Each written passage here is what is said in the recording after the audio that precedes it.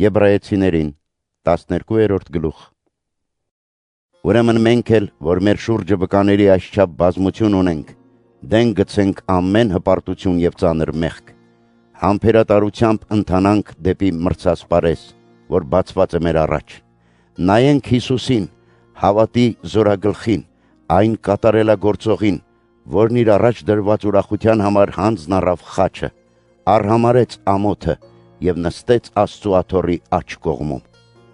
Ուրեմն մտաբերեք Հիսուսին, որ այսպես համբերեց իր հանդեպ մեղավորների ունեցած հակառակությանը,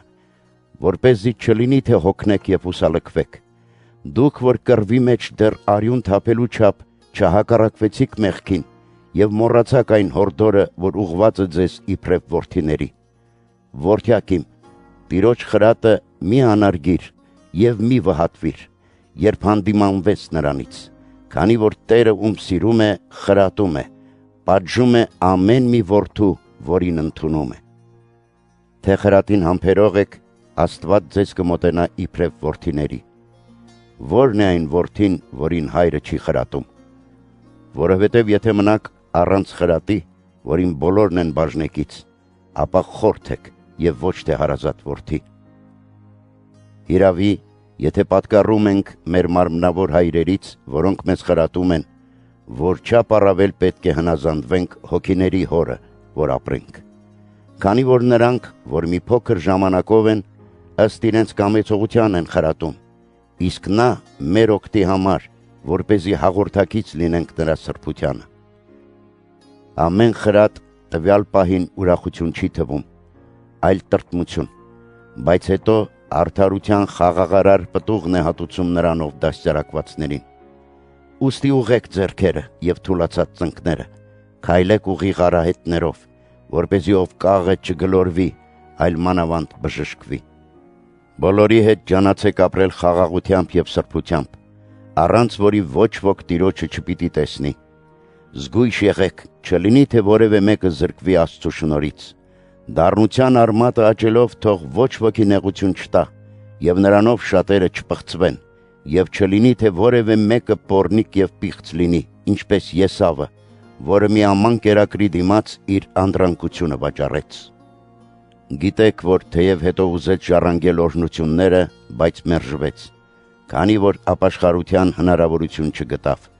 հակառակ նրան, որ արտասուքներով փնտրեց այն։ Դուք չեք մոտեցել շոշափելի լեռանը, որ կրակով էր այրվում և պատած էր մեգով, մառախուղով, խավարով և մթությամբ, որտեղ փողն էր հնչում և պատգամների ձայնը, այնպես որ ովքեր այն լսեցին, աղաչեցին, որ խոսքը չկրկնվի իրենց համար, քանի որ չէին դիմանում այն հրամանին, թե թեկուզ և գազան մոտենա լեռանը կքարկոծվի։ Եվ այնպես ահազդու էր տեսիլքը, որ Մովսեսն ասում էր. «Սարսափում եմ և դողում, բայց դուք մոտեցել եք Սիոն լեռանը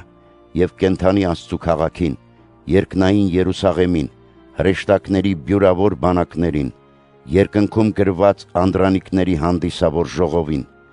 բոլորի դատավոր Աստծուն, կատարելության հասած արդարների հոգիներին և Հիսուսին, նոր ուխտի միջնորդին, և նրա արյան հեղումին, որ ավելի խոսուն է, քան արյունն Աբելի։ Զգույշ եղեք, չլինի թե հրաժարվեք նրանից, ով խոսում է, որովհետև եթե նրանք երկրի վրա Աստծու պատգամները տվող Մովսեսին մերժելով պատժից չազատվեցին, որչափ առավել չպիտի ազատվենք մենք, եթե երես դարձնենք երկնքից խոսողին, որի ձայնը երկիրը շարժեց այն ժամանակ, իսկ այժմ այս խոստումն է անում և ասում. «Մեկ անգամ էլ պիտի շարժեմ ոչ միայն երկիրը, այլ նաև երկինքը»։ Եվ մեկ անգամ էլ ցույց է տալիս, որ շարժված բաները պիտի փոփոխվեն, որպեսզի անշարժ բաները մնան հաստատուն։ Դրա համար, քանի որ անշարժ թագավորություն ենք ընդունում, ամուր պահենք շնորհը և այդ շնորհով էլ ծառայենք Աստծուն, իրեն հաճելի ձևով, ահով և երկյուղով, քանի որ մեր Աստվածը ոչնչացնող կրակ է։